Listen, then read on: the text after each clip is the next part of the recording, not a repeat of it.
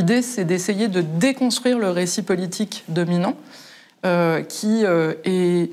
En gros, l'État intervient trop. En fait, en France, l'État dépense trop. Il faut qu'on fasse des économies. Ça coûte très cher, les services publics et notre protection sociale.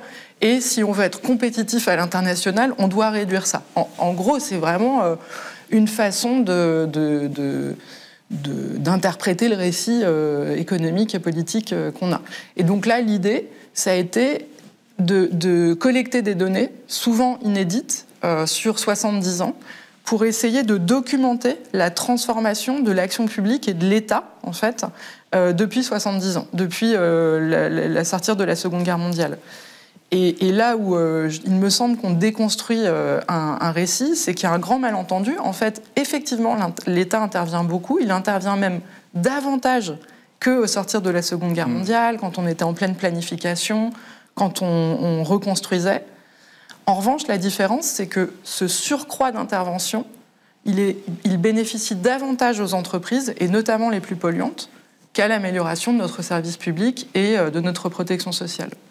Alors on va revenir là-dessus, mais avant on va revenir sur un autre moment qui est celui finalement d'une sorte de parenthèse qui s'est ouvert avec la crise sanitaire en 2020, où ce discours dominant que vous évoquiez à l'instant s'est en quelque sorte suspendu et où d'un coup l'État est devenu le grand sauveur de l'économie et des citoyens à travers une politique qui a été définie par le président de la République comme le fameux « quoi qu'il en coûte ».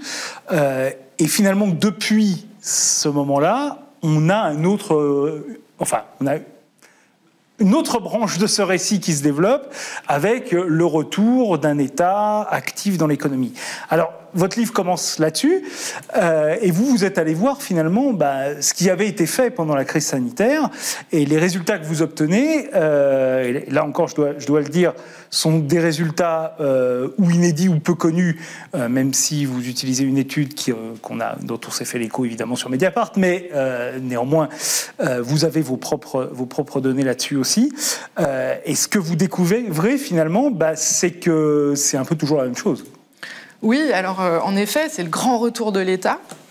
L'État qui va sauver les citoyens, le système de santé, sauf qu'en fait, quand vous regardez le rapport économique et social et que vous regardez un peu où est-ce qu'ont été dépensés ces milliards d'euros, ça représente 65 milliards en 2020, la même chose en 2021.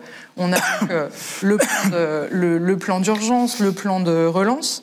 Et en fait, quand vous regardez dans le détail comment ça a été dépensé, malgré l'introduction de ce rapport qui vous dit notre priorité, c'était le système de santé, puisque c'était une crise sanitaire, en fait, j'ai fait un camembert dans le bouquin, et le système de santé, il n'arrive qu'en troisième.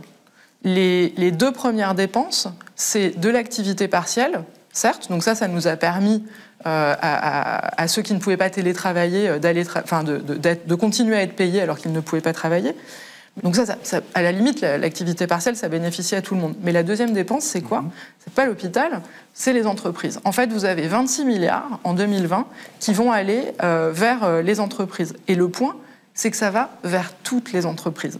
En fait, ce que ça révèle, c'est qu'on ne se pose pas la question de l'efficacité de l'argent public tant qu'il bénéficie aux entreprises. La question de l'efficacité et de la rentabilité des services publics, elle est posée systématiquement avec des indicateurs, etc. Et là, on ne se pose pas la question. Donc, effectivement, il y a eu un travail fait notamment par Gurrin Shas, qui est devenu le chef éco au FMI, au Fonds monétaire international, et qui vous montre que, comme on a donné à toutes les entreprises, quelles qu'elles soient, on a en fait donné à celles qui en avaient besoin, mais celles qui n'en avaient pas besoin. Dans celles qui n'en avaient pas besoin, il y a celles qui auraient résisté de toute façon sans cette aide-là, et il y a celles qui auraient fait faillite, même sans le Covid. Et en faisant ça, forcément, vous avez une efficacité beaucoup moindre, bien moindre que si vous aviez sélectionné. Et les chiffres sont ahurissants, parce que pour 1 euro dépensé, en fait, vous générez 18 centimes d'activité en faisant ça, alors que si vous aviez sélectionné, les auteurs calculent que pour 1 euro dépensé, on aurait pu générer 1,9 euros d'activité. Donc on aurait eu un effet multiplicateur supérieur à 1. Qu'est-ce que ça dit ? Ça dit, quand je Quand l'État, aujourd'hui, donne de l'argent au système de santé, il a des indicateurs de performance. Quand il donne de l'argent aux entreprises, il n'en a pas.